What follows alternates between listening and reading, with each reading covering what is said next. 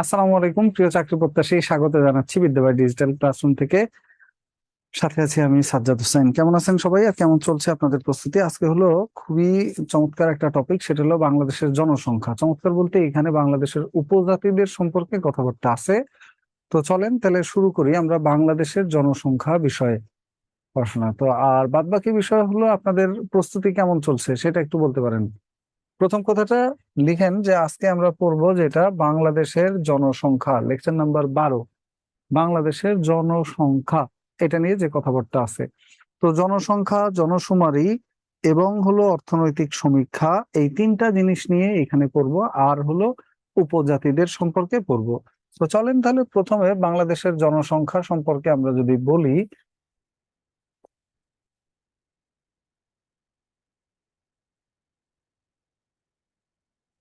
প্রথমটা হলো বাংলাদেশের জনসংখ্যা। এটা সম্পর্কে কয়েকটা কথা আমরা বলি। এইখানে প্রথম কথাটা হলো বাংলাদেশের কনসার্ন বা জনসংখ্যা নিয়ে সমস্যা, বা জনসংখ্যাটাতে আমাদের একটা ঝামেলার জিনিস, সেটা আমরা কবে প্রথম বুঝতে পারি? অর্থাৎ জনসংখ্যাকে 1 নাম্বার সমস্যা হিসেবে চিহ্নিত করা হয় কবে? উত্তর: 1976 সালে বাংলাদেশে জনসংখ্যাকে 1 নম্বর সমস্যা ঘোষণা করা হয়। এটা করা হয়, যত মূর্ধন্য ন, ঘোষণা করা হয় 1976 সালে। এবং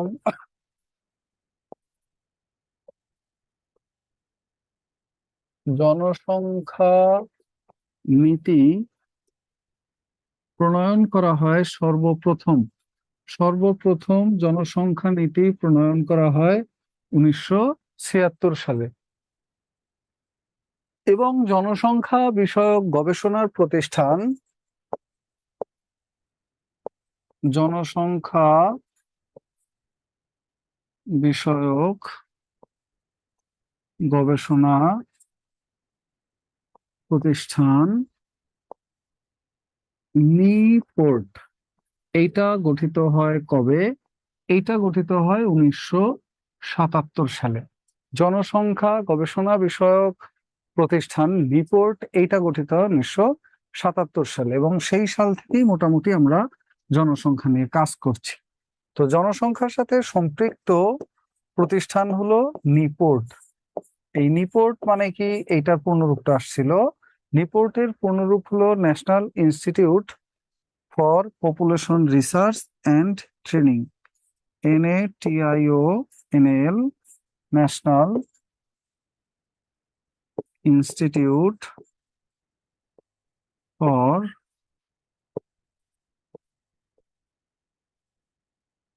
পপুলেশন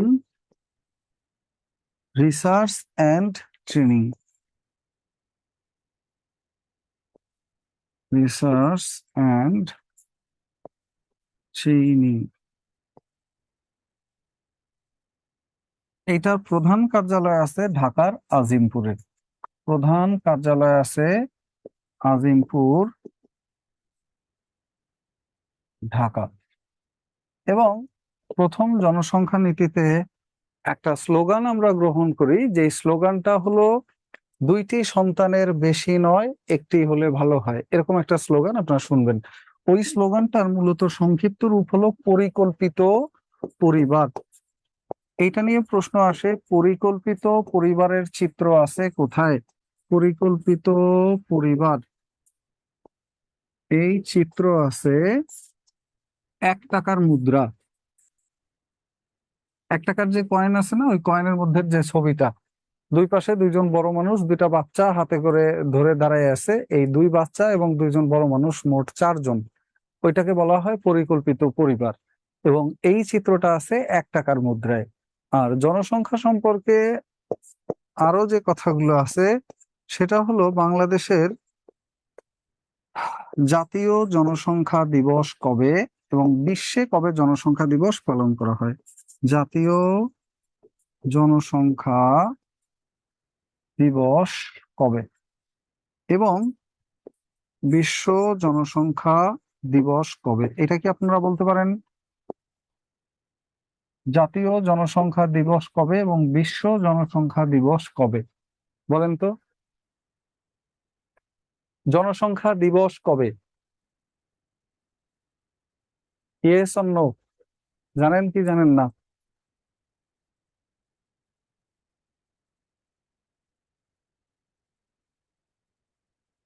দিবসগুলো মনে থাকে না? আচ্ছা, কারো মনে থাকে না?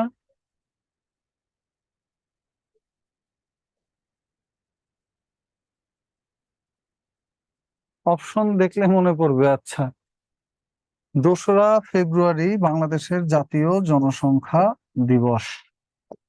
2রা ফেব্রুয়ারি জাতীয় জনসংখ্যা দিবস এবং 11ই জুলাই বিশ্ব জনসংখ্যা দিবস। 11ই জুলাই বিশ্ব জনসংখ্যা দিবস। এরপরে আসেন, জনসংখ্যা সম্পর্কিত একটা তত্ত্ব আছে যেটাকে বলা হয় কাম্য জনসংখ্যার তত্ত্ব। কাম্য জনসংখ্যা তত্ত্ব। এই তত্ত্ব কে প্রদান করেন? উত্তর, ম্যালথাস। এবং জনসংখ্যা বিষয়েও প্রথম এই ধর্মযাজক রবার্ট ম্যালথাস উনি তত্ত্ব বা সংজ্ঞা প্রদান করেন। তো ওনার এই যে তত্ত্ব বা সংজ্ঞা আছে, এই সংজ্ঞায় উনি একটা কথা বলেন, সেটা হলো জনসংখ্যা বাড়ে, জনসংখ্যা বাড়ে জ্যামিতিক হারে। জ্যামিতিক হারে, এইটা এইভাবে প্রশ্ন আসতে পারে যে জনসংখ্যা বাড়ে জ্যামিতিক হারে, খাদ্য উৎপাদন বাড়ে গাণিতিক হারে। এই সংজ্ঞাটি কে দিয়েছেন? খাদ্য উৎপাদন বাড়ে গাণিতিক হারে। খাদ্য উৎপাদন বাড়ে গাণিতিক হারে। এই সংজ্ঞা প্রথম কে দিয়েছেন? উত্তর, এই সংজ্ঞা প্রথম দিয়েছেন রবার্ট ম্যালথাস। জ্যামিতিক হার কি? 2 × 2 = 4, 4×4 = 16, 4×16 = 64, এইভাবে বেড়ে যায় জনসংখ্যা। 2×2 = 4, 4 4×4 = 16, ওই 4×4 = 16, এরপরে 4×16 = 64 বা 16×16 = 256, যে হারেই বাড়ুক। আর উল্টা দিকে আমাদের জনসংখ্যা বাড়ে, মানে খাদ্য উৎপাদন বাড়ে 1, 2, 3, 4, 5 এই আকারে। ফলে জনসংখ্যা এবং খাদ্য উৎপাদনের মধ্যে একটা অসামঞ্জস্য দেখা যায়। এইটাকে বলা হয় জনসংখ্যা তত্ত্ব বা ম্যালথাসের জনসংখ্যা তত্ত্ব। ম্যালথাসের জনসংখ্যা তত্ত্ব। ম্যালথাসের জনসংখ্যা তত্ত্ব বলা হয় এইটাকে। এবং এই ম্যালথাস কাম্য জনসংখ্যা সম্পর্কে প্রথম ধারণা দেন যে জনসংখ্যার একটা সুনির্দিষ্ট মাত্রা থাকা প্রয়োজন, যেটাকে আমরা বলবো কাম্য জনসংখ্যা। ওর চেয়ে বেশি কম হয়ে গেলে জনসংখ্যা তখন একটা দেশের জন্য বোঝা হয়ে দাঁড়ায় বা বিপদের কারণ হয়ে দাঁড়ায়। এই হলো জনসংখ্যা নিয়ে কথাবার্তা। আর জনসংখ্যা সম্পর্কে একটু কথা আছে, সেটা হলো ডেমোগ্রাফিক ডিভিডেন্ড। এটার নাম কি আপনারা শুনছেন? ডেমোগ্রাফিক ডিভিডেন্ড কি, কেউ একজন বলেন তো? ডেমোগ্রাফিক ডিভিডেন্ড এই কথাটা কি? ডেমোগ্রাফিক ডিভিডেন্ড এটা কি, কেউ একজন আমাকে একটু বলে দেন। না জানলে না জানি না এই কথাটা অন্তত বলেন মুখ ফুটে। স্যার, কোন দেশের অর্ধেকের বেশি জনসংখ্যা যদি কর্মক্ষম থাকে তাহলে সেটাকে ডেমোক্রেটিক গভর্নমেন্ট বলা হয়। বাংলাদেশ কি এই অবস্থায় আছে? আছে স্যার। কোন দেশের জনসংখ্যার অর্ধেকের বেশি যখন কর্মক্ষম জনগোষ্ঠী হয়, অর্ধেকের বেশি জনগোষ্ঠী যখন কর্মক্ষম জনগোষ্ঠী হয়, কিসের? কোন দেশের জনসংখ্যার। কোন দেশের জনসংখ্যার অর্ধেকের বেশি যদি কর্মক্ষম জনগোষ্ঠী হয়, সেই দেশের জনসংখ্যার ওই অবস্থাটাকে বলা হয় ডেমোগ্রাফিক ডিভিডেন্ড বা জনসংখ্যার বোনাস যুগ। বা জনসংখ্যার বোনাস যুগ। জনসংখ্যার বোনাস যুগ, বোনাস যুগ বুঝছেন তো? এবং বাংলাদেশ এই অবস্থাতে প্রবেশ করেছে, ডেমোগ্রাফিক ডিভিডেন্ডে বাংলাদেশ প্রবেশ করেছে 2012 সালে এবং এটা থাকবে 2033 সাল পর্যন্ত বাংলাদেশ।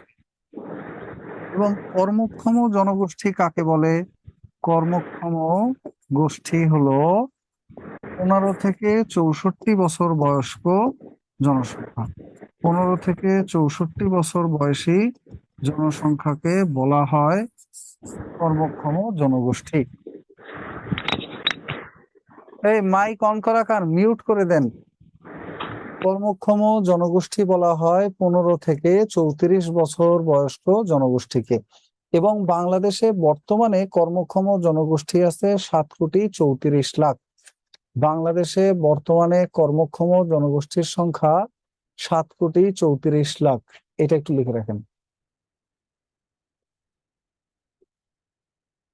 বাংলাদেশে বর্তমানে কর্মক্ষম জনগোষ্ঠী আছে 7,34,00,000। এইটা হলো বাংলাদেশের মোট শ্রম শক্তি।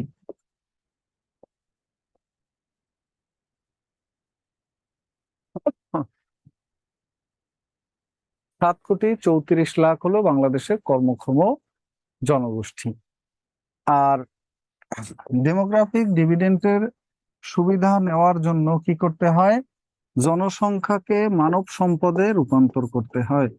জনসংখ্যাকে রূপান্তর করতে হয় মানব, নিচে যাবা, জনসংখ্যাকে রূপান্তর করতে হয় মানব সম্পদে।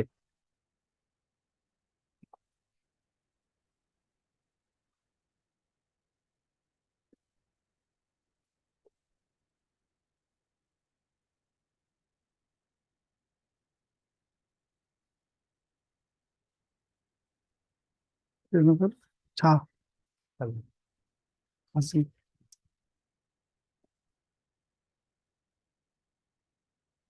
চা লাগবে আর লাগবে হলো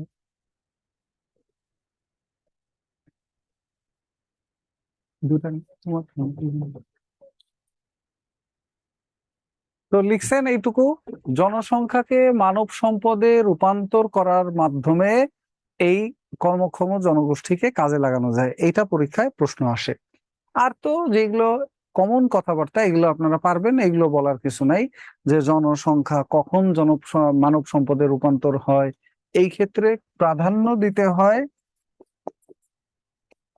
প্রাধান্য দিতে হয় কারিগরি ও কর্মমুখী শিক্ষাকে প্রাধান্য দিতে হয়। তাহলে জনসংখ্যাকে মানব সম্পদে রূপান্তর করা যায় এবং এর মাধ্যমে একটা দেশ ডেমোগ্রাফিক ডিভিডেন্ডের সর্বোচ্চ সুবিধা অর্জন করতে পারে। এই গেল আমাদের জনসংখ্যা নিয়ে কথাবার্তা। জনসংখ্যা নিয়ে আর কোনো কথাবার্তা নাই। আর জনসংখ্যা সম্পর্কে 2-3টা কথা, অর্থনৈতিক সমীক্ষা 2023 থেকে যেটা কাজে লাগবে সেটা হলো আপনার অর্থনৈতিক সমীক্ষা 2023 থেকে জনসংখ্যা সম্পর্কে যেটা কাজে লাগবে, জনমিতিক পরিসংখ্যান বলে এটাকে। জনমিতিক পরিসংখ্যান, এই জনমিতিক পরিসংখ্যানে আছে হলো যে বাংলাদেশের প্রথম যে কথাটা, বাংলাদেশের স্থূল জন্মহার স্থূল মৃত্যু হার, এটার উপরেই তো মূলত নির্ভর করে জনসংখ্যা বাড়ছে নাকি কমছে, কি হারে বাড়ছে কি হারে কমছে। স্থূল জন্মহার আর একটা হলো স্থূল মৃত্যু হার। অর্থনৈতিক সমীক্ষা 2023 অনুযায়ী বাংলাদেশের স্থূল জন্মহার 18.8, 18.8 জন, অর্থাৎ হাজারে বৃদ্ধি পায় 18.8 জন এবং হাজারে কমে হচ্ছে 5.6 জন মানুষ। হাজারে কমে হচ্ছে 5.6 জন মানুষ। এবং বাংলাদেশে বর্তমানে শিশু মৃত্যুর হার 1022। শিশু মৃত্যু হার 1022 জন। শিশু মৃত্যু হার 1022 জন, 22 জন প্রতি হাজারে। এই তিনটা কথা এখানে মনে রাখবেন। আর বাদ বাকি কথাবার্তাগুলো আমরা একসাথে দেখি। সেটা হলো আপনার জনশুমারি ও গৃহ গণনা 2022-এর যে তথ্য আছে, অর্থাৎ আমাদের আদমশুমারি যাকে আমরা বলি, সেই জনশুমারি ও গৃহ গণনার কিছু গুরুত্বপূর্ণ তথ্য আছে যেখান থেকে প্রশ্ন আসেই। যেমন গতবার প্রশ্ন এসেছিল, গতবার বলতে অনেক আগে 40তম বিসিএস এ প্রশ্ন আসছিল খানার পরিমাণ সম্পর্কে, যে খানা প্রতি জনসংখ্যা কত বা খানা প্রতি গড় জনসংখ্যা কত, অর্থাৎ একটা পরিবারে গড়ে কতজন মানুষ আছে। তখন ছিল 4.4, যেটা এখন আছে গড়ে প্রতি পরিবারে 4 জন। তো এইগুলো আমরা যেটা লিখবো এখন সেটা হলো জনশুমারি বা আদমশুমারি সম্পর্কে। জনশুমারি বা আদমশুমারি সম্পর্কে এইখানে দুইটা তারিখ, একটা হলো 1872, একটা হলো 1974। তো 1872-এ ভারতবর্ষে প্রথম আদমশুমারি চালু করেন লর্ড মেও। ভারতবর্ষে প্রথম জনশুমারি চালু করেন লর্ড মেও। আর বাংলাদেশে প্রথম জনশুমারি চালু করেন বাংলাদেশ সরকার। ওকে, এইটা হলো 1974 সালে প্রথম জনশুমারি। আর জনশুমারি কি? জনশুমারি হলো একটা দেশের আর্থ সামাজিক অবস্থার পরিসংখ্যান তুলে ধরা। একটা দেশের আর্থ সামাজিক অবস্থান এবং পরিসংখ্যান এটা তুলে ধরা। আর এইটা নিয়ে কাজ করে হলো বিবিএস বা Bangladesh bureau of statistics. Bangladesh bureau of statistics.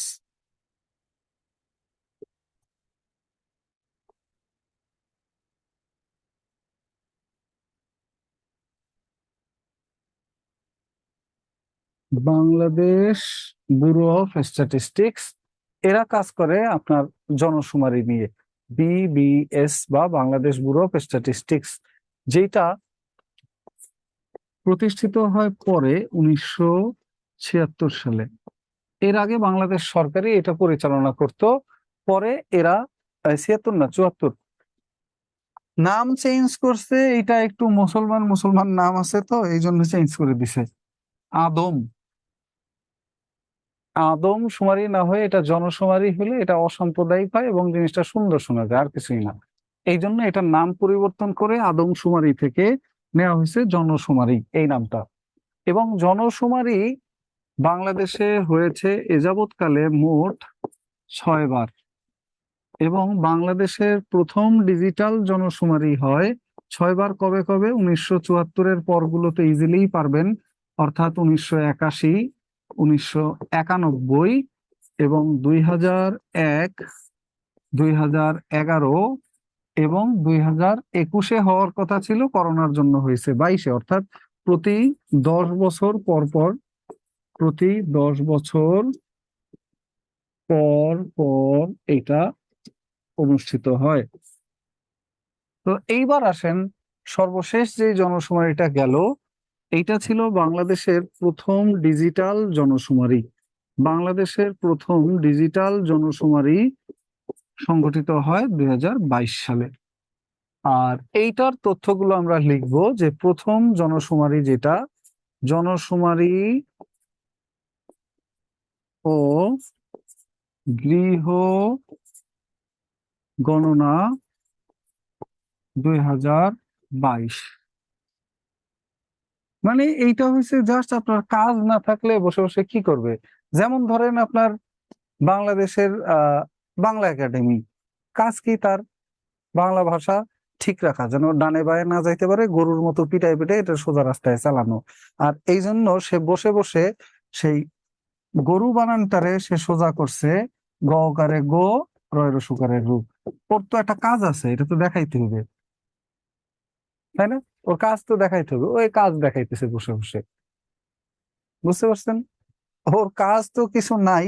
তো ও বলছে যে এইটা ঠিক বানান না, ঠিক বানান হলো এইটা। লোকজনের প্যাদানি খেয়ে রিসেন্টলি আবার বলছে যে ঈদ আর ঈদ দুইটা বানানই সঠিক আছে, সমস্যা নাই, ঈদ এইটাও হবে ওইটাও হবে। তো ওর তো কোনো কাজ নাই, বসে বসে কতগুলা মানুষ, কতগুলা দপ্তর, অধিদপ্তর বেতন নিতেছে। তো এখন তার কাজ হলো এই বানান ঠিক করা, ভাষায় এইটা ওলট পালট হয়ে গেছে, ওইটায় ঝামেলা আছে, এগুলো বলে বলে এইসব কাজকর্ম বানানো। অরিজিনালি এটা তো কোনো বড় কাজ না, মেজর কাজ তো রাষ্ট্রের অনেক রয়ে গেছে। যেমন বিআরটিএ অফিসে আপনি লাইসেন্স নিতে যান, লাইসেন্স পাবেন না, তাদের লোকবল কম। একটা লাইসেন্স আনতে 1 বছর সময় লাগে, ড্রাইভিং লাইসেন্স আনতে। হ্যাঁ, তো আপনি অন্য অফিসে যান, ধরেন পুলিশের কথা যদি বলি, বাংলাদেশে পুলিশে লোক প্রয়োজন প্রতি দেশে 400 জনের বিপরীতে একজন। বাংলাদেশে পুলিশ আছে মাত্র 1.5 লাখ, যেখানে থাকার কথা ছিল 4 লাখ জাতিসংঘের মানদণ্ড অনুযায়ী। তো যেই জায়গায় লোক দরকার সেই জায়গায় লোক নাই, আবার কিছু কিছু মন্ত্রণালয় আছে যেটার কোনো দরকারই নাই আদৌ, ওদেরকে বসায় বেতন দিতেছে। আর ওরা ওদের অস্তিত্ব টিকায় রাখার জন্য কিছু কাজ চালায় যেতেছে যেটা আদৌ প্রয়োজন না। যাই হোক, এইটা সম্পর্কে আমরা কথাবার্তা বলছি নামাজের পরে, যেমন মডিফাইড ডিফ্যাক্টো মেথডটা কি, যেই মেথডে এবার জনশুমারি হয়। এরপরে এইবারের জনশুমারিতে জিআইএস ম্যাপ ব্যবহার করা হয়েছে, জিআইএস ম্যাপটা কি, এবং এই জনশুমারিতে প্রথম কিছু জিনিস হয়েছে, তৃতীয় লিঙ্গ, ভাসমান জনগোষ্ঠী এবং অন্যান্য যেটা প্রবাসী জনগোষ্ঠী তাদেরকেও এবার জনশুমারিতে গণনায় অন্তর্ভুক্ত করা হয়েছে। এই কথাগুলো আমরা নামাজের পরে এসে বলছি। বাজে হলো 5টা 31, 15 মিনিট, 5টা 45 আমরা শুরু করি। ওকে, নামাজের পরে 5টা 45 আমরা শুরু করতেছি, অনেকেই নামাজ পড়বেন। আমরা ঠিক 5টা 45 আবার ফিরছি। এখন থেকে 5টা 45 পর্যন্ত নামাজের ব্রেক। আসেন, 5টা 45 আমরা আবার শুরু করছি। এরপরে আমরা উপজাতি নিয়ে কথাবার্তা বলবো নামাজের বিরতির পরে। উপজাতি সম্পর্কে প্রশ্ন একটা মাস্ট কমন পাবেনই, এবং এইখান থেকে জনশুমারি নিয়ে একটা প্রশ্ন, এই অধ্যায়টায় 2টা প্রশ্ন আসার সম্ভাবনা বেশি। ওকে ওকে ওকে স্যার।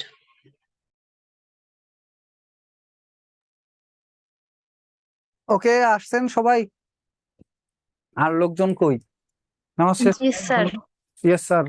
বাকি লোকজন কই? 16 জন কেন? আর বাকি এখনো 6 জন আসে নাই।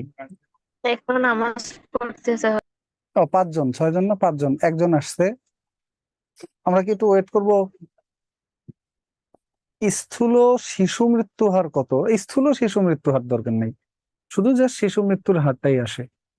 আর স্থূল জন্মহার, স্থূল মৃত্যু হার, এই 2টা হার মনে রাখবেন। আর একটা হলো শিশু মৃত্যুর হার এবং মাতৃমৃত্যুর হার। মাতৃমৃত্যুর হার আছে বর্তমানে 16,000-এ 16 মাতৃমৃত্যু হার, আর শিশু মৃত্যু হার আছে 22।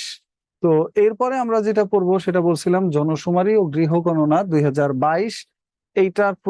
এইটার সম্পর্কে প্রাথমিক গুরুত্বপূর্ণ তথ্য, 1 নম্বরের যে তথ্যটা এটা সম্পর্কে, সেটা হলো বাংলাদেশের প্রথম ডিজিটাল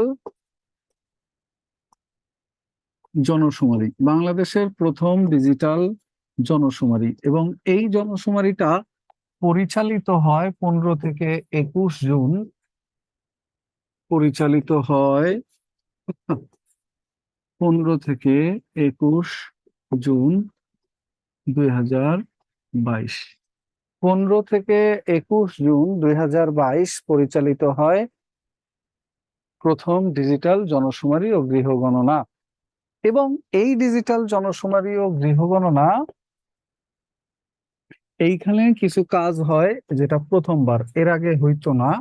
এরকম কাজ একটা হলো, প্রথম জিআইএস ম্যাপ ব্যবহার করা হয়। প্রথমবারের মতো জিআইএস ম্যাপ ব্যবহার করা হয়। প্রথমবারের মতো মডিফাইড ডিফ্যাক্টো মেথড ফলো করা হয়। তো এই মডিফাইড ডিফ্যাক্টো মেথডটা কি জিনিস? মডিফাইড ডিফ্যাক্টো মেথডটা হলো জনসংখ্যা গণনার জন্য বা জনশুমারির জন্য জাতিসংঘ কর্তৃক স্বীকৃত পদ্ধতি আছে মোট তিনটা। একটার নাম হলো ডি ফ্যাক্টো মেথড, একটার নাম হলো ডি জুরি মেথড, আর এই দুইটা মিক্স আপ করে আরেকটা মেথড আছে যেটার নাম মডিফাইড ডি ফ্যাক্টো মেথড। এইখানে দেখেন ডি ফ্যাক্টো মেথড, আরেকটা হলো ডি জুরি মেথড, আর 3 নম্বর মেথডটা হলো মডিফাইড ডি ফ্যাক্টো মেথড। তো এই ডি ফ্যাক্টো মেথডটা বুঝায় হলো ফ্যাক্ট কি বা ঘটনা কি, আপনি থাকেন কই, এইটাকে। আর ডি জুরি মেথড বলতে বোঝায় আইনগত আপনার ঠিকানা কোথায় হওয়া উচিত বা আপনাকে কোথায় গণনা করবে। যেমন আমি যদি বলি আমি ঢাকার স্থানীয়, বললে কাজ হবে? হবে না, কারণ আমার স্থানীয় যেই জায়গার আমি, ওইটা আমার দাদা বাড়ি বা নানা বাড়ি, ওইখানে আমার পৈতৃক সম্পত্তি এবং ওইখানে আমার বংশ পরম্পরায় বসবাস। তাহলে আইনত আমি ঢাকার স্থায়ী বাসিন্দা না, আইনত আমি স্থায়ী বাসিন্দা আমার যেটা মাতৃভূমি আছে বা আমার যেটা জেলা আছে ওই জেলার। এটাকে বলা হয় ডি জুরি মেথড, যখন কাউকে নিজ জন্মভূমি বা নিজ পিতৃ স্থলে গণনা করা হয়। আর ডি ফ্যাক্টো মেথড যেটা, যে অরিজিনাল ফ্যাক্ট কি, আমি ঢাকায় আসছি 10 বছর, 10 বছরের মধ্যে আমি হয়তো বা 2-1 দিনের জন্য গ্রামে গেছি, বাট কখনোই পার্মানেন্টলি গ্রামে থাকি নাই, এবং ঢাকায় আমরা এখন বাসাবাড়ি কিনছি, ঢাকায় আমাদের নিজস্ব সবকিছু আছে, সম্পত্তি জমি জমা। সো আমাকে এখন আর ওই জেলার না গুনে আমাকে ঢাকায় গণনা করা উচিত, এটাই ফ্যাক্ট। কারণ 10 বছরে আমি হয়তো বা 2 দিন ওইখানে গিয়ে বেড়ানোর মতো গেছিলাম বেড়াইতে, কিন্তু আমি থাকি পার্মানেন্ট ঢাকাতে। That's why de facto, fact মানে হলো বাস্তব ঘটনা বা আসল ঘটনা, ডি ফ্যাক্টো বলতে বোঝায় আসল ঘটনা কি, মানে আমি কোথায় থাকি, ওইটা হলো আমার আসল ঠিকানা।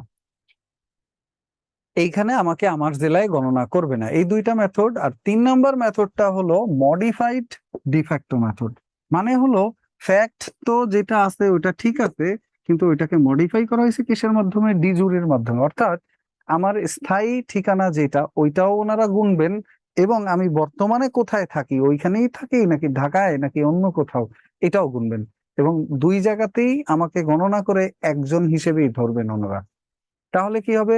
তাহলে ঢাকার লোকও ঠিকঠাক ভাবে ওনারা গুনে বের করতে পারবেন এবং এলাকার লোকও গুনে বের করতে পারবেন। আর না হয় আমার মতো এরকম হাজার হাজার লোক যারা ঢাকায় থাকে কিন্তু যাদের পার্মানেন্ট ঠিকানা অন্য জেলায়, তো তাকে অন্য জেলায় গুনলে ঢাকার জনসংখ্যা কমে যাবে এবং ওই জেলার জনসংখ্যা অ্যাকচুয়ালটা বেড়ে যাবে, তাহলে অ্যাকচুয়াল সংখ্যা পাওয়া যাবে না। আর এই জন্যই ব্যবহার করা হয়েছে মডিফাইড ডিফ্যাক্টো মেথড। তাহলে একটা কথা মাথায় রাখবেন যে জাতিসংঘ কর্তৃক স্বীকৃত জনশুমারির স্বীকৃত পদ্ধতি হলো মোট তিনটা। এরপরে আসেন এইবার প্রথম NASA, national aeronautics and space aviation administration, এরা প্রথমবারের মতো কারিগরি সহায়তা প্রদান করছে বাংলাদেশের এই জনশুমারিতে। স্যাটেলাইটের মাধ্যমে কারিগরি সহায়তা দিছে, কারিগরি সহায়তা দিয়েছে এই জনশুমারির ক্ষেত্রে। আর জিআইএস ম্যাপ কি? কোনো স্থানের সাথে রিলেট করে ওই স্থানের গুরুত্বপূর্ণ তথ্য একটা ডিজিটাল ম্যাপের মধ্যে যখন রেখে দেওয়া হয়, যেমন আপনি ক্লিক করলে, ঢাকায় ক্লিক করলে, আস্তে আস্তে জুম করলে ঢাকার মধ্যে কোথায় হসপিটাল, কোথায় কতজন মানুষ, এই তথ্যটা যদি ম্যাপের মধ্যে থাকে, এটা হয় জিআইএস ম্যাপ বা গ্লোবাল ইনফরমেশন সিস্টেম ম্যাপিং।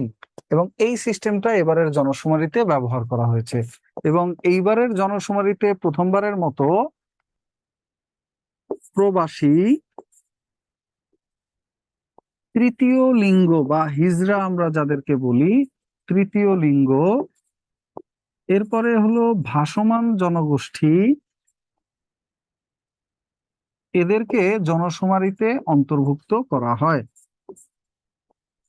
আগে এরা জনশুমারিতে অন্তর্ভুক্ত হতো না, এবার প্রথমবারের মতো এদেরকে, জনগোষ্ঠীগুলোকে জনশুমারিতে অন্তর্ভুক্ত করা হয়। এবং এইবার প্রথম বাংলাদেশে জনশুমারিতে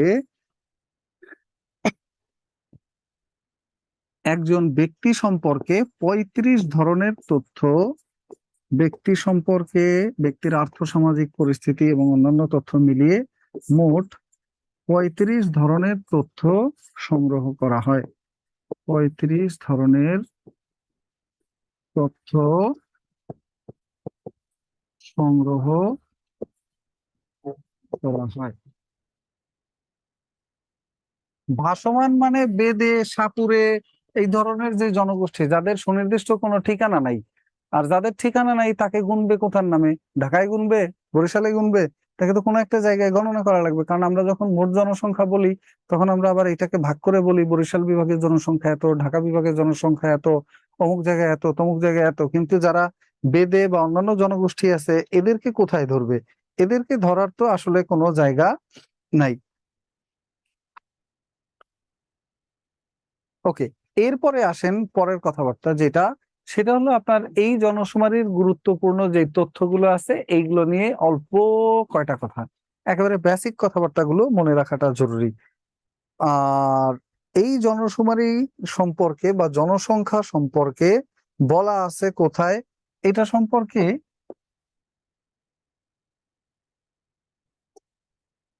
এসডিজি বলে বা আমাদের সংবিধানে এগুলো সম্পর্কে বলা আছে 18 নম্বর অনুচ্ছেদে সংবিধানের। আর জনশুমারি সম্পর্কে স্পেসিফিক ওরকম কোথাও বলা নেই, কিন্তু জনসংখ্যার উন্নয়ন কল্পে যে কথাবার্তাগুলো আছে এগুলো বলা আছে আপনার সবার জন্য সুস্বাস্থ্য, সবার জন্য শিক্ষা, এইরকম আলাদা আলাদা ভাগে। তাই এটার জন্য স্পেসিফিক করে কিছু প্রশ্ন না করলেও চলবে। এরপরে আসেন এই জনশুমারির গুরুত্বপূর্ণ তথ্য। এই জনশুমারির গুরুত্বপূর্ণ তথ্য নাম্বার 1, এই জনশুমারির গুরুত্বপূর্ণ তথ্যের মধ্যে নাম্বার 1 যেটা লিখবেন সেটা হলো মোট জনসংখ্যা। এই জনশুমারি অনুযায়ী বাংলাদেশের মোট জনসংখ্যা, এই জনশুমারি অনুযায়ী জনসংখ্যার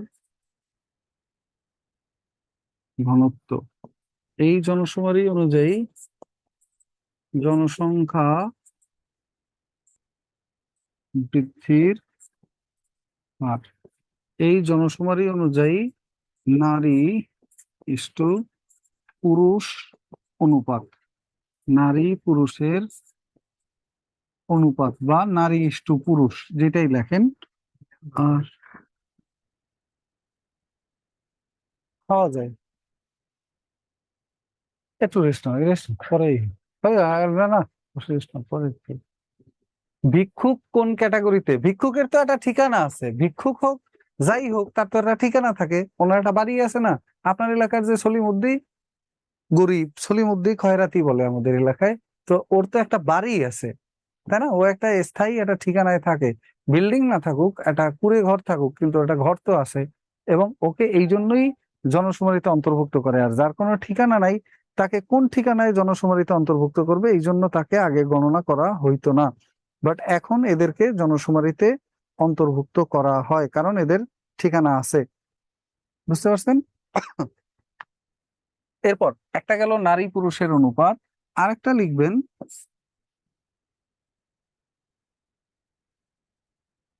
কি যেন বলে ওটাকে, সাক্ষরতার হার, সাক্ষরতার হার। এইখানে একটা মজার জিনিস বলবো, এই হারগুলো একটা আছে আপনার জনশুমারি 2022-এর তথ্য, জনশুমারি 2022, আরেকটা আছে অর্থনৈতিক সমীক্ষা 2023-এর তথ্য, অর্থনৈতিক সমীক্ষা 2023। এই দুইটা তথ্য কিন্তু ভিন্ন ভিন্ন, এই দুইটা তথ্য ভিন্ন ভিন্ন। প্রথমটা আসেন, জনসংখ্যা 16,98,00,000। আর এইখানেও সেম 16,98,00,000। বাট জনসংখ্যার ঘনত্ব এরা বলছিল 1119 জন প্রতি বর্গ কিলোমিটারে। আর এইবারের সব এককালিতে লিখলে বুঝবেন কেমনে? ভালো কথা, মনে করাই দিবেন না আপনারা? 16,98,00,000। আর এইটা হলো 1119 জন প্রতি বর্গ কিলোমিটারে। বৃদ্ধির হার জনসংখ্যা 1.22% এদের মতে, এবং নারী পুরুষের অনুপাত প্রতি 100 জন নারীর বিপরীতে পুরুষ আছে 98.4 জন, এবং সাক্ষরতার হার এইখানে 74.66%, যেটা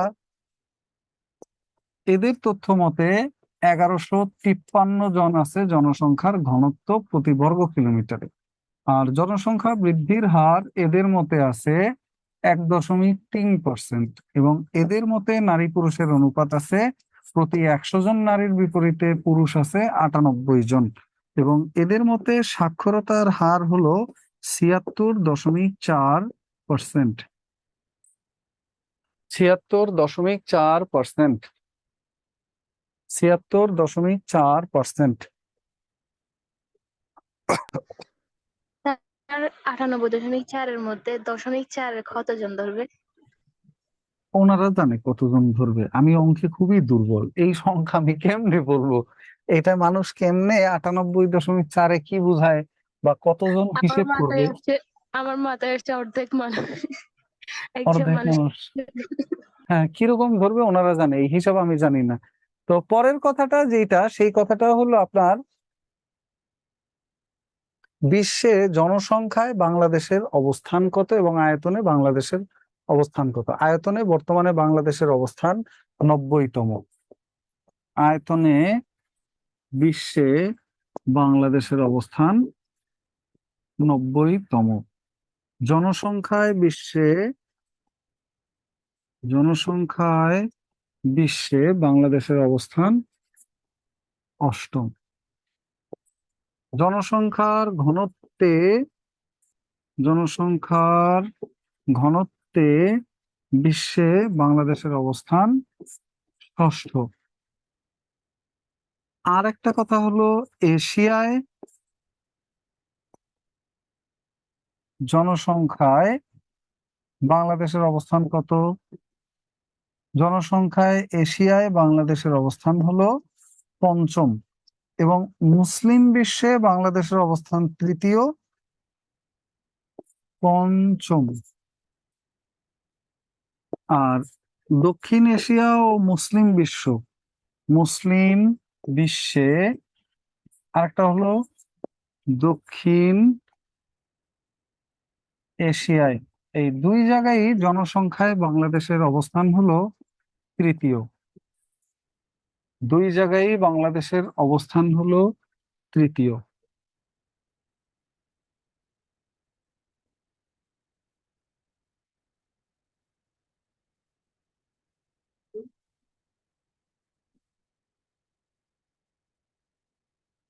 এইটুকু ক্লিয়ার কিনা বলেন?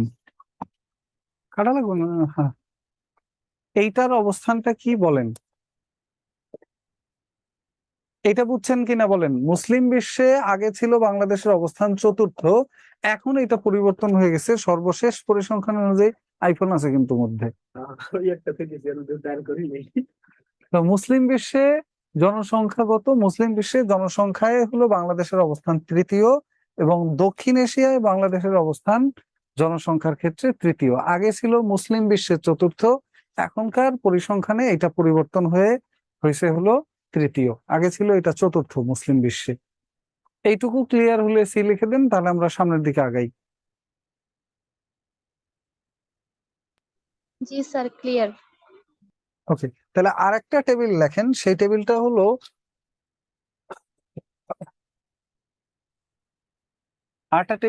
আপনার জনসংখ্যায়, একটা হলো জেলা আর একটা হলো বিভাগ। জনসংখ্যায় শীর্ষ আর একটা হলো সর্বনিম্ন। তাহলে জনসংখ্যায় শীর্ষ জেলা ঢাকা এবং জনসংখ্যায় শীর্ষ বিভাগও ঢাকা। আর জনসংখ্যায় সর্বনিম্ন বিভাগ হলো রাঙামাটি, মানে রাঙামাটি না, সরি, বান্দরবন। জনসংখ্যায় সর্বনিম্ন বান্দরবান জেলায়, এইখানে সবচেয়ে কম জনগোষ্ঠীর বসবাস। আর বরিশালে হলো সবচেয়ে কম জনসংখ্যা আছে, বরিশাল বিভাগওয়ারি সর্বনিম্ন জনসংখ্যা আছে হলো বরিশালে। এরপরে যদি এই কথাটাই আপনাকে বলে যে জনসংখ্যার ঘনত্বে বাংলাদেশের শীর্ষ জেলা কোনটি, তাও হবে ঢাকা। যদি বলে জনসংখ্যার ঘনত্বে বাংলাদেশের সর্বনিম্ন জেলা কোনটি, তখন আর বান্দরবন হবে না, তখন এটার উত্তর হবে গিয়ে রাঙামাটি। জনসংখ্যার ঘনত্বে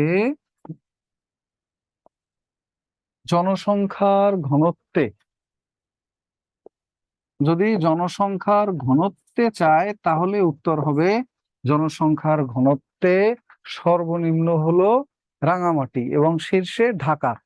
আর যদি বলে জনসংখ্যায় তাহলে সর্বনিম্ন হলো বান্দরবন, এখানে জনসংখ্যা সবচেয়ে কম, কিন্তু ঘনত্বের দিক দিয়ে রাঙামাটি সর্বনিম্ন, কারণ জেলা অনেক বড়, জনসংখ্যা অনেক কম।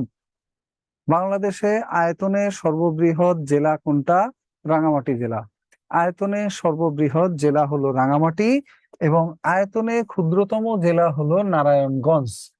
আর বিভাগ হিসেবে আয়তনে সবচেয়ে বড় বিভাগ চট্টগ্রাম এবং সবচেয়ে ছোট বিভাগ হলো ময়মনসিংহ বিভাগ। এইবার আসেন আর একটা চার্ট আমরা লিখি, তাহলেই জনসংখ্যা নিয়ে কথাবার্তা শেষ। আয়তনে জেলা, আরটা হলো বিভাগ। আয়তনে সবচেয়ে শীর্ষ জেলা এবং সর্বনিম্ন জেলা ও বিভাগ। আয়তনের সর্বনিম্ন শীর্ষ জেলা হলো কোন জেলা? চট্টগ্রাম জেলা। যে এই শীর্ষ জেলা চট্টগ্রাম না, রাঙামাটি বলি একটা লিখি আর একটা। আর সর্বনিম্ন হলো আয়তনে নারায়ণগঞ্জ। নারায়ণগঞ্জ। আর বিভাগ হিসেবে শীর্ষ বিভাগ চট্টগ্রাম, আর আয়তনে সবচেয়ে ছোট বিভাগ হলো ময়মনসিংহ বিভাগ। ঢাকা হবে না? ঢাকা একটা পড়ছিলাম মনে হয় বিভাগের ক্ষেত্রে। আয়তনে সবচেয়ে বড় হলো চট্টগ্রাম, জনসংখ্যায় ঢাকা।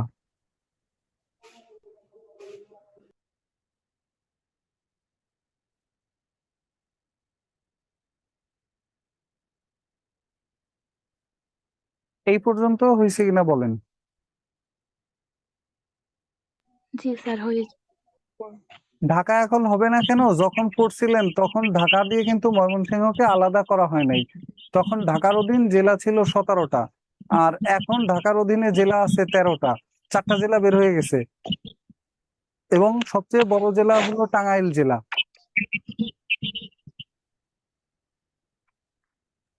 এই পর্যন্ত সরি অর্থনৈতিক সমীক্ষা কি প্রতি বছর হয়? হ্যাঁ, অর্থনৈতিক সমীক্ষা বের হয় প্রতি বছর, আর জনশুমারি হয় প্রতি 10 বছরে একবার।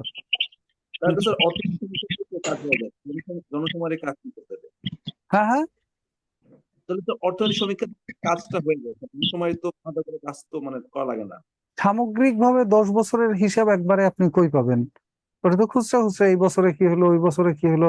সামগ্রিক হিসেবটা আবার একবারে করতে হলে পুরো দেশে একযোগে চালানো হয় ওইটা।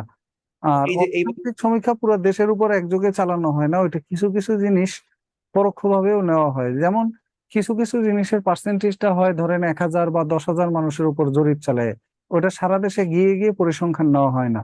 সারা দেশের পরিসংখ্যান 10 বছরে একবারই নেয়, আর সামগ্রিকভাবে একটা পরিসংখ্যান প্রতি বছর ওনারা দেয়। এটা একটু ভিন্ন আছে। আর অর্থনৈতিক সমীক্ষা না, জনশুমারির আর দুইটা কথা মনে রাখবেন।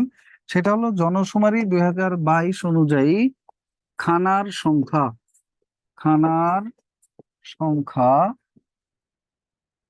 আর একটা হলো খানা প্রতি জনসংখ্যা।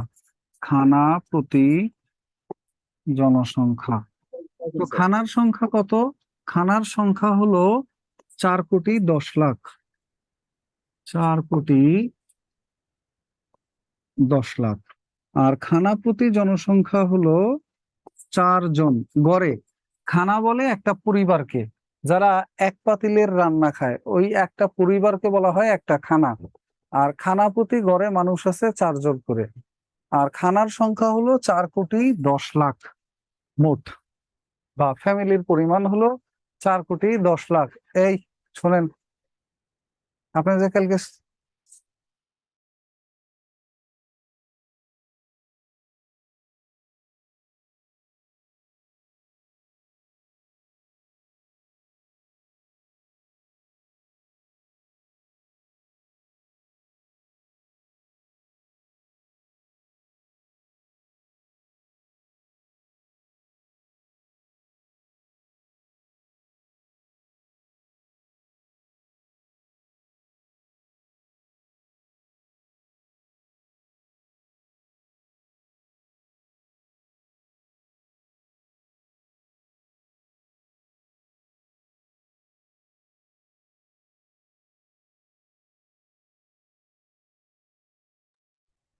বুঝছেন এই পর্যন্ত? নেক্সট আসেন। স্যার এই জনসংখ্যা ঘটনার- 20 কোটি প্লাসের কথা না স্যার? হ্যাঁ হ্যাঁ, জনসংখ্যা স্যার 20 কোটি প্লাস হওয়ার কথা না? হওয়ার কথা হলে লাভ নাই তো, পরিসংখ্যানে যা দিবে আমাদের এটাই পড়তে হবে। আমরা ছাত্র মানুষ, আমরা খামাখা ঝামেলা করে লাভ আছে?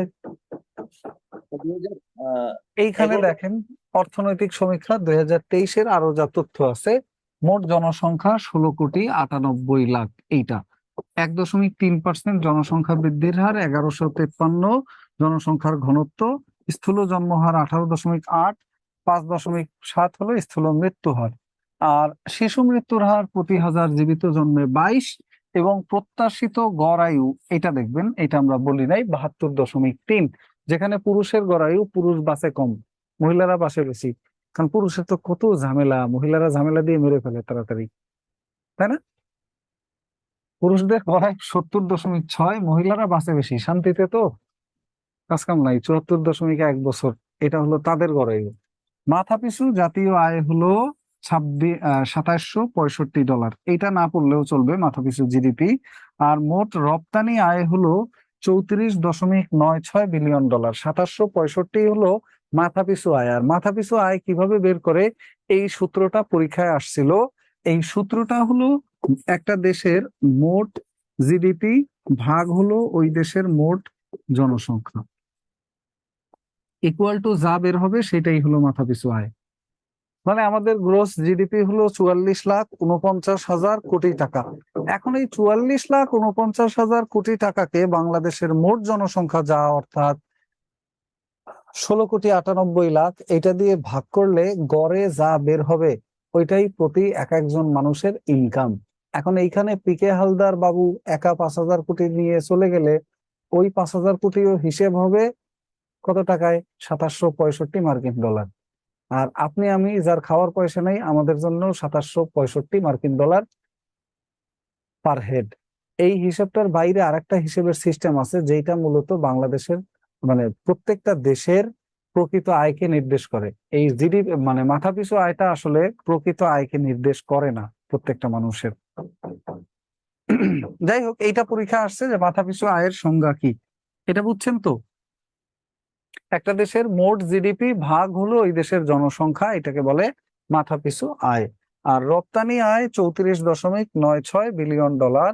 আর আমদানি ব্যয় হলো 46.79, 34.96 বিলিয়ন ডলার। আর রপ্তানি ব্যয় 46.79 বিলিয়ন ডলার, 46.79 বিলিয়ন ডলার। বুঝতে পারছেন এটা? তাহলে আমরা আনার জন্য খরচ যায় 46 বিলিয়ন, আর পাঠাই 34 বিলিয়নের পণ্য।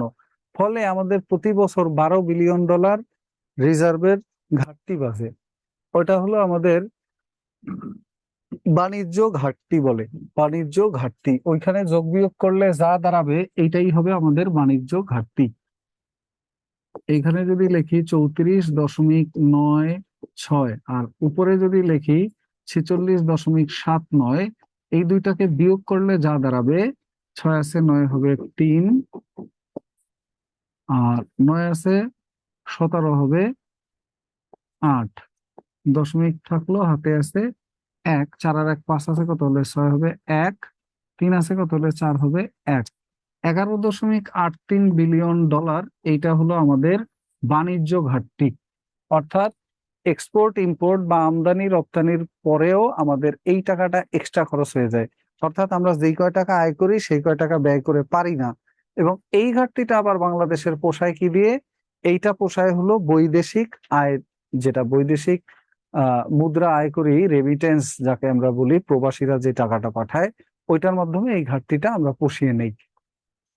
এছাড়া আর যেটা জানা দরকার সেটা হলো বৈদেশিক মুদ্রার মজুদ। এইটা বর্তমানে আমাদের পণ্ডিতি করার দরকার নাই, যা আছে তাই থাকবে, কারণ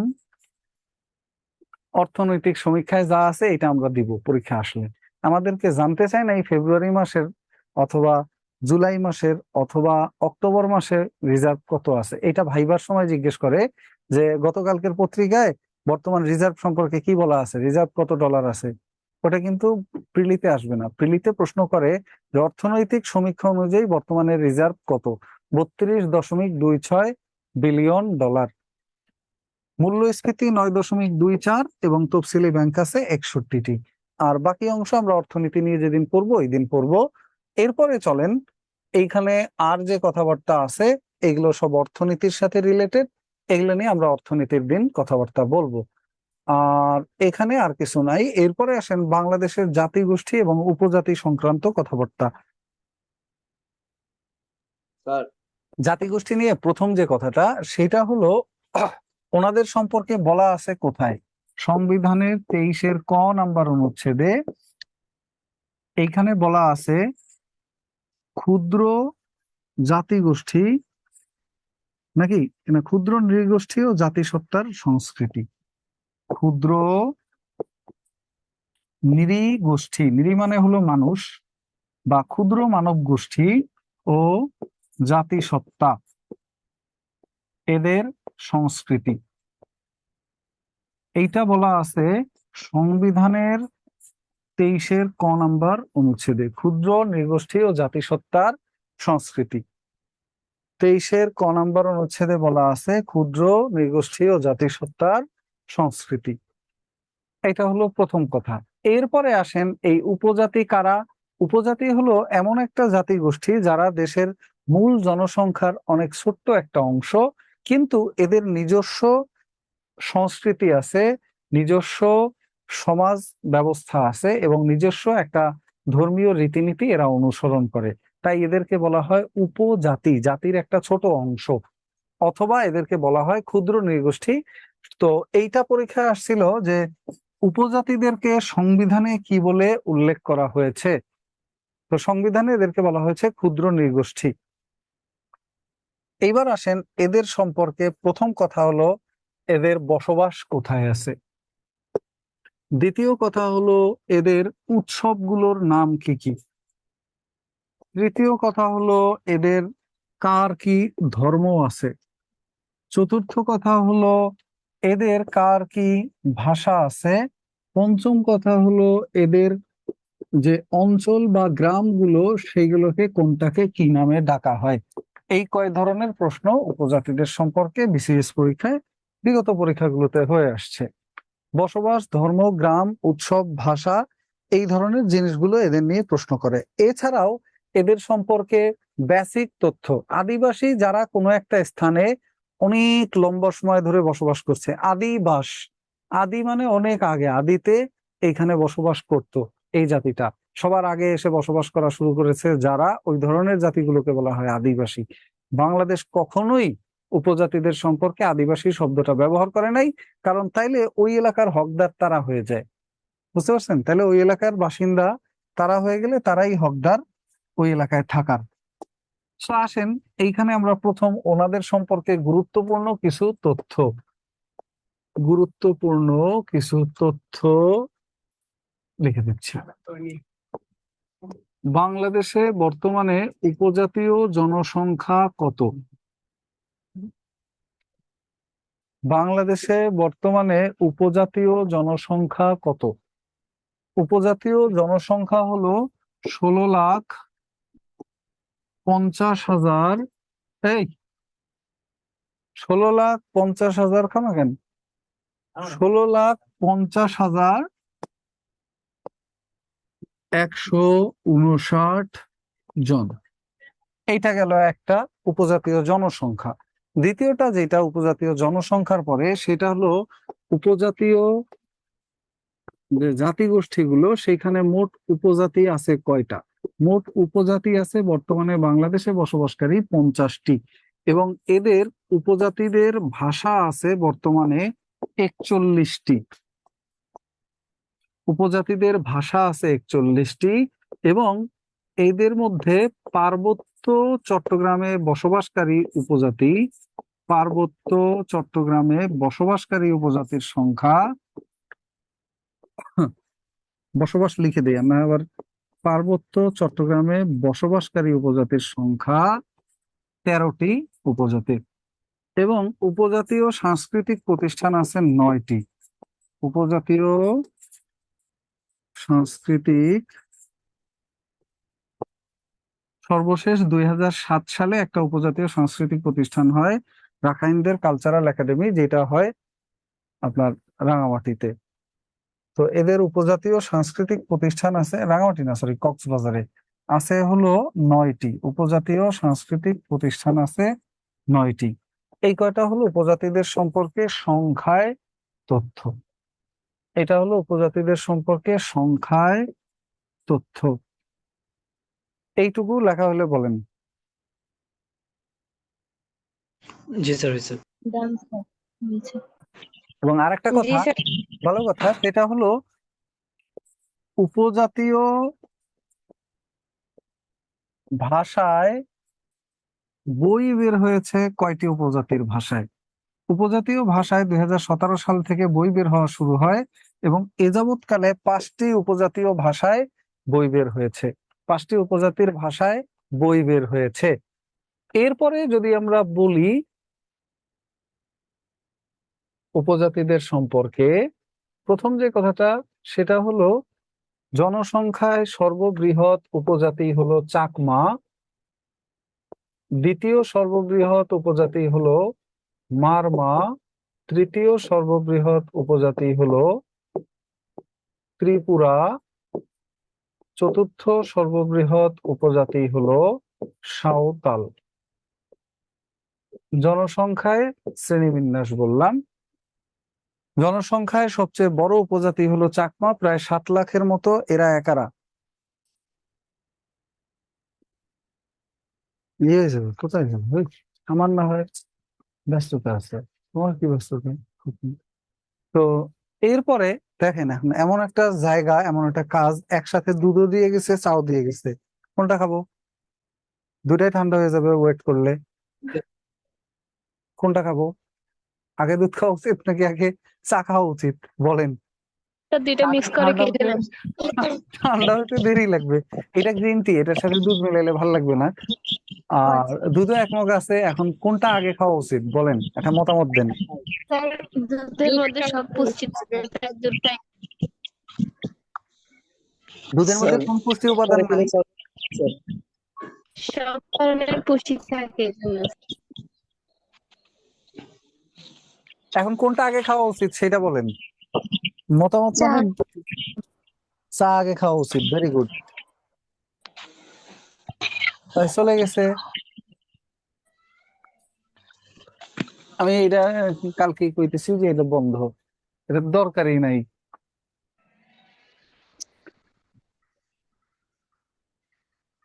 ওকে, তাহলে আসেন এরপরের কথাবার্তা বলি, সেটা হলো সমতলে সর্ববৃহৎ উপজাতি কোনটি? উত্তর সাঁওতাল। এদের সম্পর্কে লিখে রাখেন, এরা সমতলে সর্ববৃহৎ, মানে পাহাড়ে বসবাসকারী জাতিগোষ্ঠী এগুলা সব। এরা থাকে সব পাহাড়ে, আর সাঁওতালরা থাকে সমতল ভূমিতে। সমতল ভূমি কোনটা? সমতল ভূমি হলো রংপুর, রাজশাহী, এই রিজিয়নে এদের বসবাস সাঁওতালদের। দ্যাটস ওয়াই এরা সমতলের সবচেয়ে বড় জনগোষ্ঠী। এইবার আসেন এদের বসবাস সম্পর্কে আমরা কথা বলি। আর একটা কথা এখানে লিখে রাখবেন, সেটা হলো জনসংখ্যায় ক্ষুদ্রতম, এটা হলো জনসংখ্যায় বৃহত্তম, আর একটা হলো জনসংখ্যায়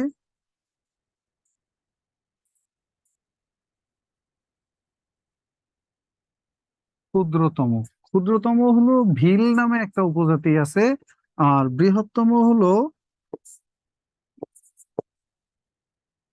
সাঁওতাল। ক্ষুদ্রতম হলো ভিল। ভিল নামে একটা উপজাতি গোষ্ঠী আছে, এরা হলো জনসংখ্যায় ক্ষুদ্রতম। এরপর আসেন উপজাতি বসবাসের শীর্ষ জেলা।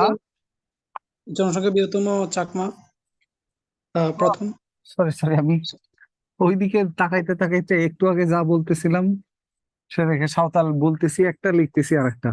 উপজাতীয় বসবাস, এইটা হলো জেলা, এইটা হলো বিভাগ। একটা হলো শীর্ষ জেলা, একটা হলো সর্বনিম্ন জেলা। একটা হলো শীর্ষ বিভাগ, একটা হলো সর্বনিম্ন বিভাগ। তাহলে জেলা হিসেবে শীর্ষ জেলা কোনটি বলতে এটা কি পারেন? সবচেয়ে বেশি উপজাতি বসবাস করে কোন জেলায়? দেখি, আইডিয়া করেন। পার্বত্য ভুল চট্টগ্রাম। বলেন বাট আইডিয়া করেন। পরীক্ষার আগে, পরীক্ষার হলে আন্দাজে দাগ দেওয়া যাবে না, কিন্তু পরীক্ষার আগে যত বেশি আন্দাজে দাগ দিয়ে রাখতে পারেন তত আপনার ওই ভুলগুলো শুদ্ধ হয়ে গেলে পরীক্ষার হলে ভুল হওয়ার পার্সেন্টেজ কমে যাবে। পার্বত্য চট্টগ্রাম। কারা? আর বান্দরবান। রাঙামাটি। আর সর্বনিম্ন হলো লালমনিরহাট। বিভাগের ক্ষেত্রে সর্বোচ্চ বসবাস আছে চট্টগ্রাম বিভাগে, আর সর্বনিম্ন বসবাস আছে বরিশালে।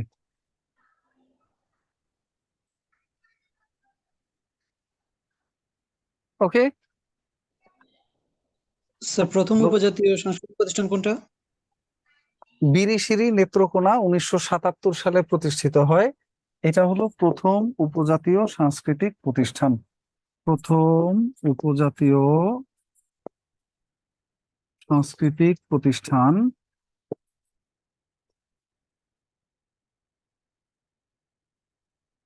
বিরিশিরি। এটা আছে হলো নেত্রকোনায়, প্রতিষ্ঠিত হয় 16ই আগস্ট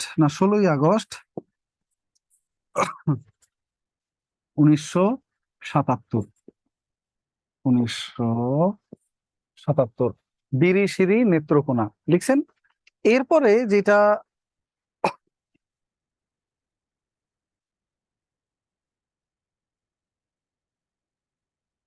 সর্বশেষ হলো রাখাইন কালচারাল ইনস্টিটিউট। এইটা আছে কক্সবাজারের রামুতে। এটা 2007 স্যার সালে বাংলাদেশের প্রতিষ্ঠিত হয়। বাংলাদেশের বৃহত্তম নৃগোষ্ঠী বাঙালি না স্যার?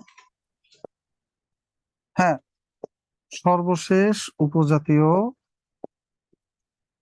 সাংস্কৃতিক প্রতিষ্ঠান, এইটার নাম হলো রাখাইন কালচারাল ইনস্টিটিউট। এইটা আছে হলো আপনার রামু, কক্সবাজার। রামু, কক্সবাজার। কক্সবাজারে আরো একটা উপজাতীয় সাংস্কৃতিক প্রতিষ্ঠান আছে, বাট এইটা সর্বশেষ প্রতিষ্ঠিত হয় 2007 সালে। আর কক্সবাজারে বাকি যেটা আছে আরো একটা, ওইটা প্রতিষ্ঠা হয়েছিল কক্সবাজারেরটা 1994 সালে। রোহিঙ্গাদের কোন দিন শুনি উপজাতি বানায় দেয়? উপজাতিই তো বলবে, কারণ তারা তো আর যাবে না। তারা যাবে কেমনে? কেউ চায় না তো। চীন এটার পক্ষে না, রাশিয়া এটার পক্ষে না, যুক্তরাষ্ট্র এই ব্যাপারে কিছু বলে না, আর ইন্ডিয়া তো ডিরেক্ট বিপক্ষে ভোট দিছে বাংলাদেশের।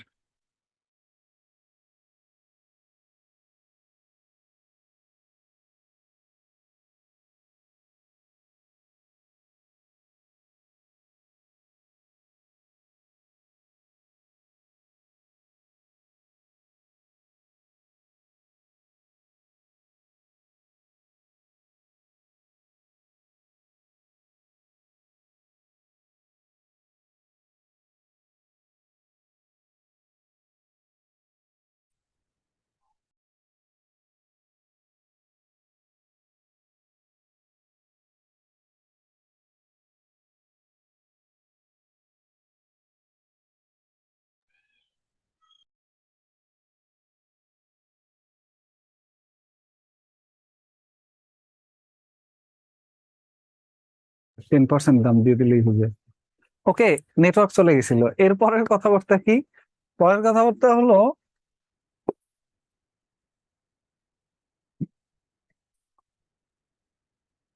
স্যার রোহিঙ্গাদের কি বললেন স্যার, বুঝে দিই স্যার। রোহিঙ্গারা উপজাতি না। রোহিঙ্গারা উপজাতি হবে কেমনে? রোহিঙ্গা তো উপজাতি না। রোহিঙ্গারা আমাদের এখানে বসবাস করে, আমাদের এইখানকার কোনো অংশ তারা। পাঠিয়ে দিবেন না? উপজাতি হলে তাদের নির্দিষ্ট দৈহিক বৈশিষ্ট্য থাকবে। হুম। বলেন স্যার, উপজাতিদের তো নির্দিষ্ট দৈহিক বৈশিষ্ট্য নির্দিষ্ট বৈশিষ্ট্য থাকে, কিন্তু থাকলেও এরা ওইখানকার উপজাতি, বাংলাদেশের কোনো স্থায়ী উপজাতি না রোহিঙ্গারা। যেমন আমি যদি বলি বাংলাদেশে কোন উপজাতিদের বসবাস নেই, আমি যদি মাউরি নামটা বলি, আপনি কি বলবেন? বাংলাদেশ বলবেন? কি বলবেন? মাউরি কই থাকে এরা? Sir New Zealand. কই থাকে? নিউজিল্যান্ড।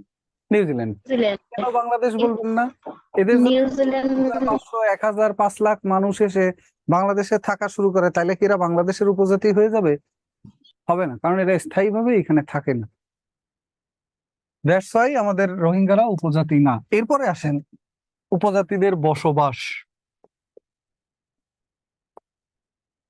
ইন শর্ট, চাকমা,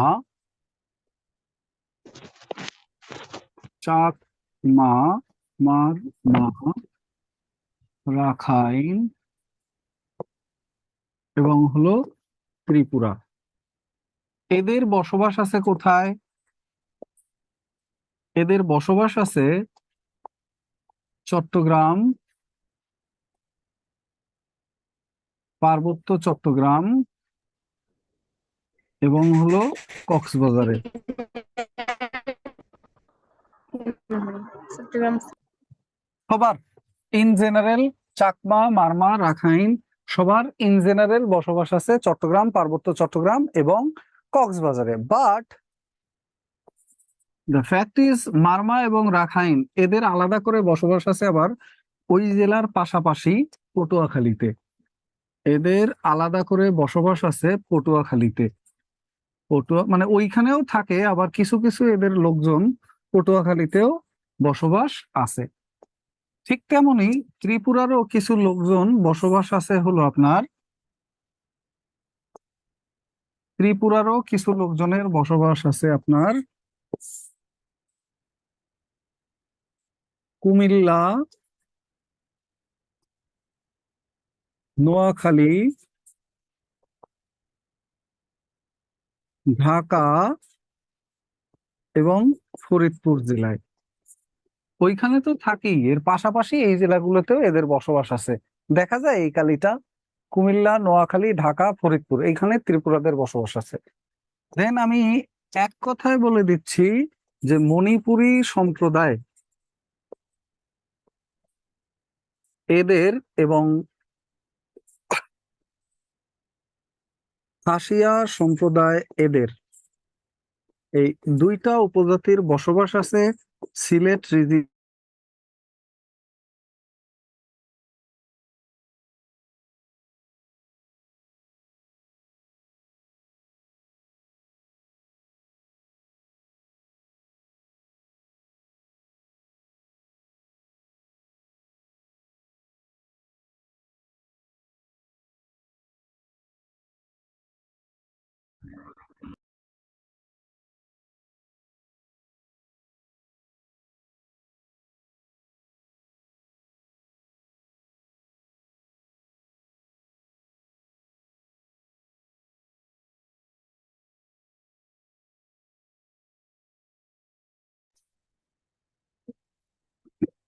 আসেন, সবুজ রেট লেখা মণিপুরী এবং খাসিয়া এরা থাকে হলো সিলেট বিভাগে। সিলেট বিভাগের সিলেট, সুনামগঞ্জ, হবিগঞ্জ, মৌলভীবাজার এই জেলাগুলোতে খাসিয়া এবং এরা।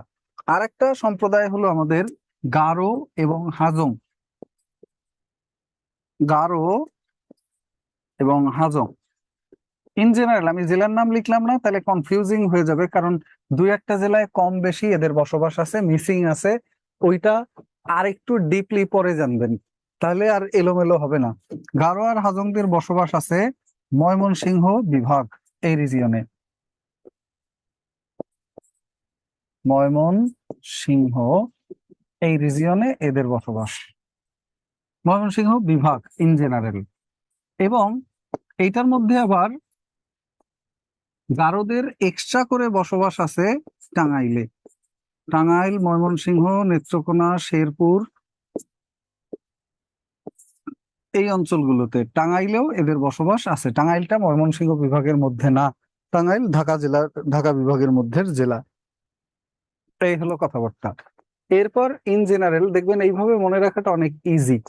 আর মণিপুরীদের এই মানে পাঙ্গনদের বসবাস কই বলেন তো এক কথায়? পাঙ্গন এরা কই থাকে? আনমিউট করা না লোকজন? করা? হ্যাঁ, আনমিউট জি করা। স্যার। তাহলে কথা বলেন না কেন? পারি বা পারি না বলবেন না আপনারা? না স্যার ভয় কথা দেখাইতে, আজকে শেষ ছিল। নাকি আমাকে ভয় দেখাইতে চান আপনারা? ঠিক আছে, কথা ঠিক আছে স্যার। স্যার পাওয়ার মৌলভীবাজ আছে। আচ্ছা, এরপরে না আসেন। স্যার, আপনার কথা আটকে আটকে আসছে। নেটওয়ার্কের সমস্যা করতেছে। সাঁওতাল, এই সাঁওতালদের ক্ষেত্রে সমগ্র রংপুর বিভাগ, আর হলো আপনার পাবনা, সুনামগঞ্জ ব্যতীত সমগ্র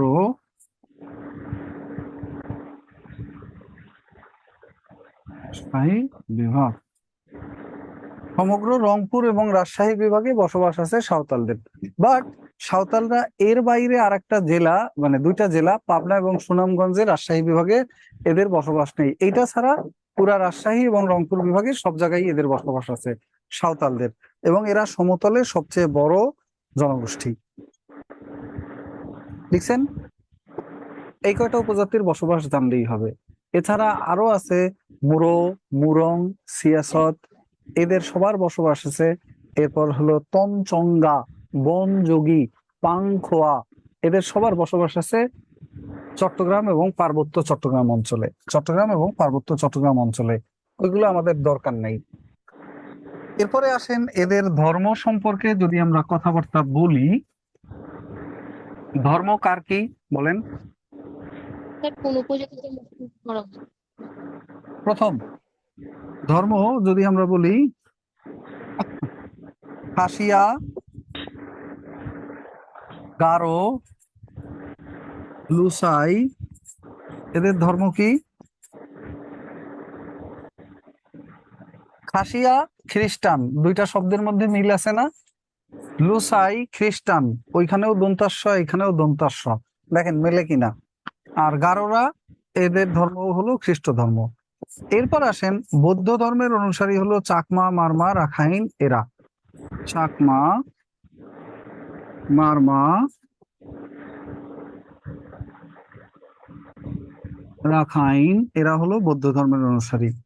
এরপরে সনাতন ধর্মের অনুসারী আছে, সনাতন বা হিন্দু ধর্মের অনুসারী আছে সাঁওতালের অধিকাংশ। কিন্তু সাঁওতালদের কিছু কিছু মানুষের আবার আরেকটা ধর্ম আছে, সেটা একটু পরে বলতেছি। সাঁওতালদের পাশাপাশি ত্রিপুরা যারা আছে, এদেরও ধর্ম হলো সনাতন। এরপর আসেন আপনার মুসলিম সম্প্রদায় কারা? পাঙ্গন। এরপরে আসেন বৈষ্ণব সম্প্রদায়ের কারা? বৈষ্ণব ধর্মের অনুসারী, এরা হলো মণিপুরী সম্প্রদায়। মণিপুরী সম্প্রদায়, এরা হলো বৈষ্ণব ধর্মাবলম্বী। মণিপুরী, এরা হলো বৈষ্ণব ধর্মাবলম্বী। আর জড় উপাসক কারা? জড় বস্তুর উপাসনা করে জড় উপাসক। জড় উপাসক না, পরে খাই, কিন্তু ওই ওটা দুধের আসবে আমি খাইলে, ধুইলেও একটু দুধের ফ্লেভার থেকে যাবে, তার থেকে ছায়েরটা বেটার হবে এটা ধুইলে। আচ্ছা, তাহলে এই ফ্লাক্স নিয়ে যেতে পারো, গরম পানি তো অনেক নাই মনে হয়। আছে? আচ্ছা, তাহলে কি হয়েছে, জড়োপাসক কারা? এই আবার স আর ক একসাথে হয়ে গেছে, মাস্ক মনে করিয়েন না, শয় ক না কিন্তু। জড়োপাসক এটা হলো ওরাও। ওরাও জাতিগোষ্ঠী হলো আপনার জড় উপাসক, অর্থাৎ জড় বস্তুর পূজা করে ওরা। আর ফাইনালি প্রকৃতি পূজারী হলো মুন্ডা, রাজবংশী এবং সাঁওতাল। সাঁওতালদের কিছু কিছু মানুষ এরা প্রকৃতির পূজাও করে, প্রকৃতি পূজারী। সাঁওতাল, ওরাও, এই মানে কি যেন বললাম, মুন্ডা, রাজবংশী এবং সাঁওতালদের কেউ কেউ। তো সাঁওতালদের ধর্ম দুই তিনটা আছে, এই হলো এদের কথাবার্তা, গেল ধর্ম। এরপরে যদি আমরা বলি সমাজ ব্যবস্থা নিয়ে, তাহলে শুধুমাত্র গারো এবং খাসিয়া এদের সমাজ ব্যবস্থা মাতৃতান্ত্রিক। সমাজ ব্যবস্থা গারো ও খাসিয়া এরা মাতৃতান্ত্রিক পরিবার ব্যবস্থা ফলো করে, অর্থাৎ শান্তি আর শান্তি। বিয়ের পরে ছেলেরা চলে যাবে শ্বশুর বাড়ি, ওইখানে বাসায় বাচ্চা কাচ্চা পালবে, টিভি দেখবে, বাদাম ভেজে খাইবে, বাসায় বসে পপকর্ন খাইবে, চিপস দেখবে, সারাদিন সিনেমা দেখবে, আর মেয়েরা যত কাজ করে বেড়াবে বাইরে বাইরে। পৈতৃক সম্পত্তির ভাগও ছেলেরা পায় না, সো টাকা পয়সা নিয়ে কোনো সমস্যা ছেলেদের হবে না। যত ঝামেলা সব মেয়েদের। শান্তির না? ছেলেদের জন্য এটা খুবই শান্তির। হাউস হাজবেন্ড, এখানে ছেলেরা হয় হাউস হাজবেন্ড আর মেয়েরা সম্পত্তির উত্তরাধিকারী হয়, কর্ম এরা করে বাহিরে, আর ছেলেরা পরিবার সামলায়।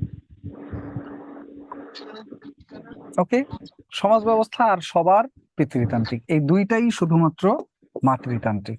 দেন আসেন আমাদের পরের কথাবার্তা, সেটা হলো এদের উৎসবগুলো সম্পর্কে। উৎসব, উৎসবের মধ্যে প্রথমে যদি বলি ত্রিপুরা, এদের উৎসবের নাম হলো বৈশুক। মারমা এবং রাখাইন এদের উৎসব হলো সাংগ্রাই।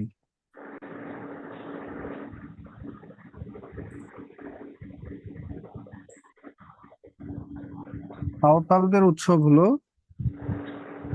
আগে চাকমাদের লিখি, চাকমাদের উৎসব হলো বিজু। এরপরে লেখেন সাঁওতালদের, এদের উৎসবের নাম হলো সোহরাই।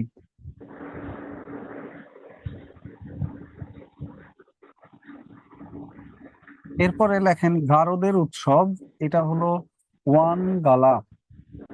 ওয়ান গালা, গারোদের উৎসব হলো ওয়ান গালা। এরপরে রাখাইনদের একটা উৎসব আছে যেটার নাম হলো জলকেলি।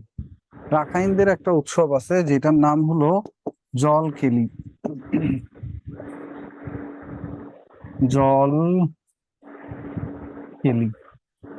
এটা রাখাইনরা আলাদা করে পালন করে, জলকেলি। এছাড়াও মুরংদের একটা উৎসব আছে যেটার নাম হলো সিয়াসত। এই যেগুলো পরীক্ষা আসছে আমি সেগুলো বলে দিচ্ছি, সিয়াসত। আর চাকমারা বড়দিন নামে একটা উৎসব পালন করে থাকে। এবং পার্বত্য চট্টগ্রামের সম্মিলিত উপজাতীয় উৎসবের নাম হলো বৈশুক। বৈশুক কি, সরি, বৈশাখী। এবং এই বৈশাখী মূলত এই তিনটা উৎসবের আদ্যাক্ষর নিয়ে তৈরি। বৈশাখী,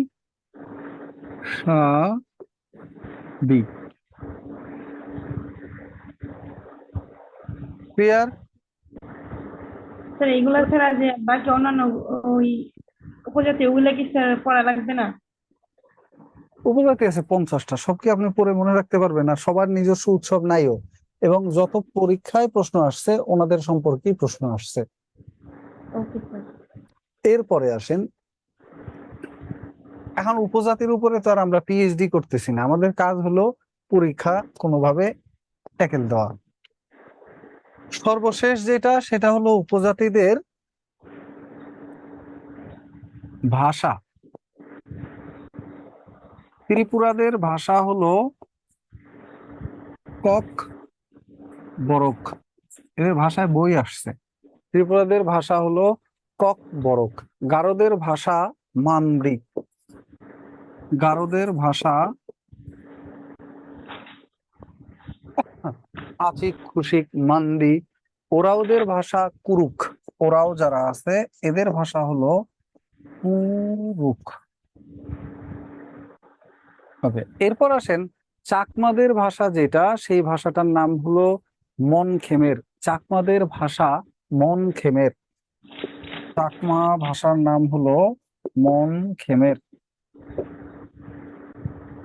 মনখেমের, চাকমাদের ভাষা হলো মনখেমের। আর সর্বশেষ হলো আপনার মণিপুরীদের ভাষার নাম, ওইটা হলো মইতই। মণিপুরীদের ভাষা ওইটা হলো মইতই। মণিপুরি ওদের ভাষাটাকে বলা হয় মইতই। এই কয়টাই, মইতি না মইতই, এই কয়টাই গুরুত্বপূর্ণ। আর ভাষার পরে সর্বশেষ যেটা বলবো সেটা হলো ওদের গ্রাম নিয়ে প্রশ্ন আসছিল লাস্ট কয়েকটা বিসিএস এ।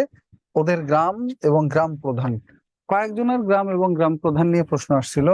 তার মধ্যে অন্যতম হলো চাকমাদের গ্রামকে বলা হয় আদাম, চাকমা।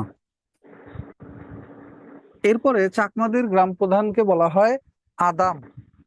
আর এদের গ্রামকে বলা হয় আদাম, আর ওই হলো আপনার গ্রামের যারা প্রধান আছে ওনাদেরকে বলা হয় কারবারি।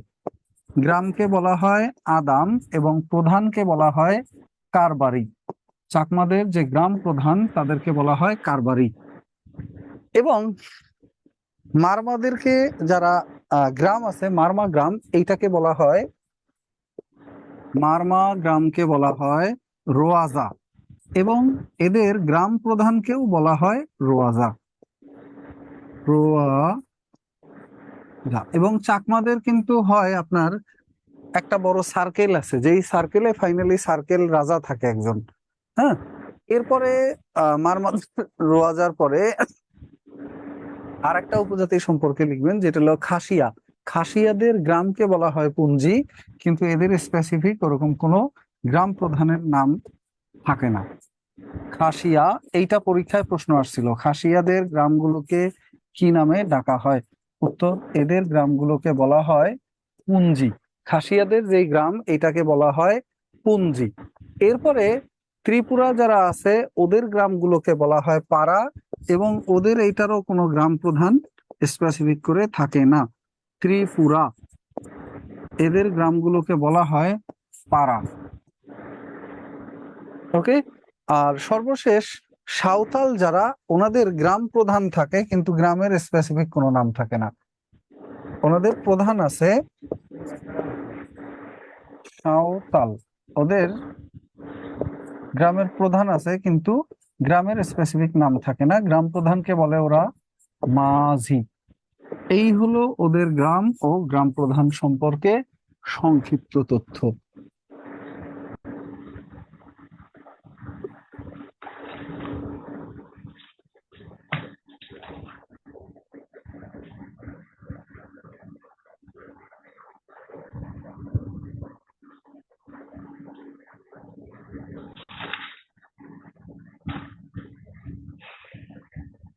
এইটা হলো এদের গ্রামের নাম, আর এইটা হলো এদের গ্রাম প্রধানের নাম।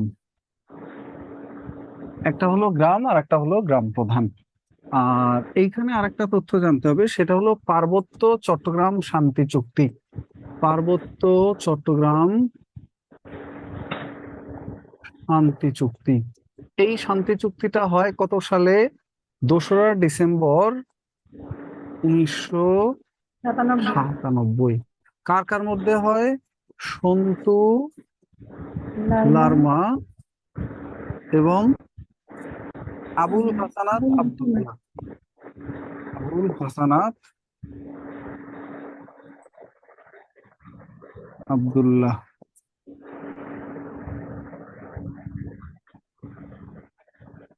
এইটুকুই। আর হলো চাকমা বিদ্রোহের নেতা বলা হয় কাকে? বলতে পারবেন কেউ?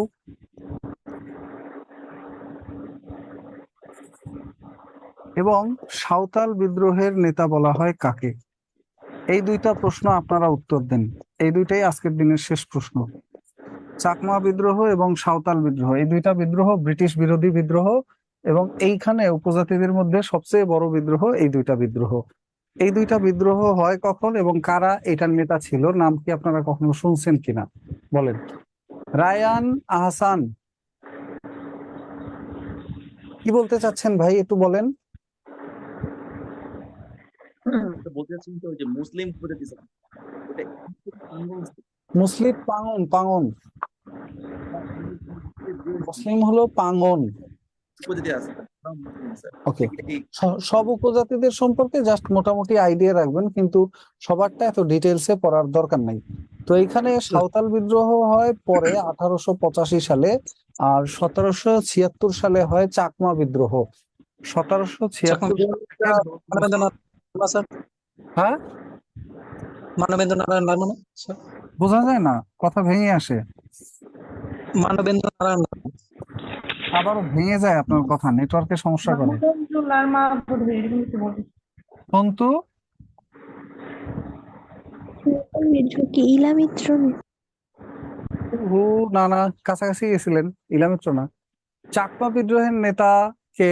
আবার কেউ বলেন রাজা জোয়ান বক্স খা।